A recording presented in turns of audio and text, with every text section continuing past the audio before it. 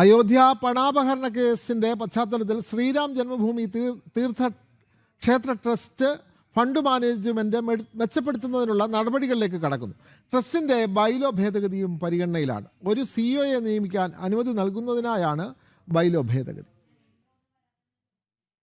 ഒരു chief executive ഓഫീസറെ നിയമിക്കുന്നതിലൂടെ മേൽനോട്ട ചുമതലകൾ വ്യക്തമായി നിർവചിക്കാൻ അനുവദിക്കുന്ന രീതിയിൽ ശ്രീരാം ജന്മഭൂമി തീർത്ഥക്ഷേത്ര ട്രസ്റ്റിന്റെ ചട്ടങ്ങൾ ഭേദഗതി ചെയ്യപ്പെടുമെന്നാണ് വിവരം. ട്രസ്റ്റിന്റെ നിലവിലുള്ള ബാങ്കിംഗ് ക്രമീകരണങ്ങളിൽ മാറ്റം വരുത്തുന്ന കാര്യവും പരിഗണനയിലുണ്ട്. ട്രസ്റ്റിന് State Bank of India, Punjab National Bank, Bank of Baroda എന്നീ ബാങ്കുകളിൽ അക്കൗണ്ടുകളുണ്ട്. ട്രസ്റ്റിന്റെ ഖജാൻജിയായ ഗോവിന്ദ് ദേവ്ഗിരി 2020 ഫെബ്രുവരിയിൽ ട്രസ്റ്റ് രൂപീകരിച്ചപ്പോൾ അതിന്റെ ബൈലോ തയ്യാറാക്കിയ ട്രസ്റ്റി കൂടിയായ സുപ്രീം കോടതിയിലെ മുതിർന്ന അഭിഭാഷകൻ കെ പരാശരനുമായി ബൈലോ ഭേദഗതികളെക്കുറിച്ച് ചർച്ച നടത്തിയതായാണ് വിവരം. പണമെണ്ണൽ സംവിധാനത്തിൽ ഗുരുതരമായ നടപടിക്രമ വീഴ്ചകൾ SITയുടെ പ്രാഥമിക കണ്ടെത്തലുകളിൽ വ്യക്തമായതിനെ തുടർന്ന് ട്രസ്റ്റ് അതിന്റെ ഭരണപരവും സാമ്പത്തികവുമായ ചട്ടക്കൂട് കർശനമായി പരിശോധിക്കുകയാണ്.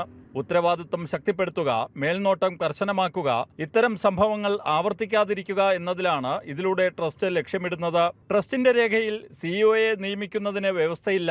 എന്നാൽ സ്റ്റാഫ് അംഗങ്ങളെ നിയമിക്കാൻ അനുമതിയുണ്ട്. പ്രസിഡന്റ്, ജനറൽ സെക്രട്ടറി, ഖജാൻജി എന്നിവരെ കൂടാതെ മറ്റ് ട്രസ്റ്റ് അംഗങ്ങൾക്ക് പ്രത്യേക ചുമതലകളൊന്നും അതിൽ നിർവചിച്ചിട്ടില്ല. ഈ സാഹചര്യത്തിലാണ് ബൈലോ ഭേദഗതിക്ക് ഒരുങ്ങുന്നത്. ജൂലൈ 22-ന് അയോധ്യയിൽ നടക്കുന്ന ട്രസ്റ്റിന്റെ അടുത്ത എക്സിക്യൂട്ടീവ് കമ്മിറ്റി യോഗത്തിൽ ബൈലോ ഭേദഗതിക്കൊപ്പം ഒഴിഞ്ഞുകിടക്കുന്ന സ്ഥാനങ്ങളിലേക്കുള്ള പുതിയ ട്രസ്റ്റികളുടെ പേരുകളും അവതരിപ്പിച്ചേക്കും.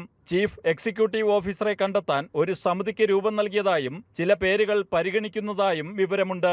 ജനം, ഡൽഹി.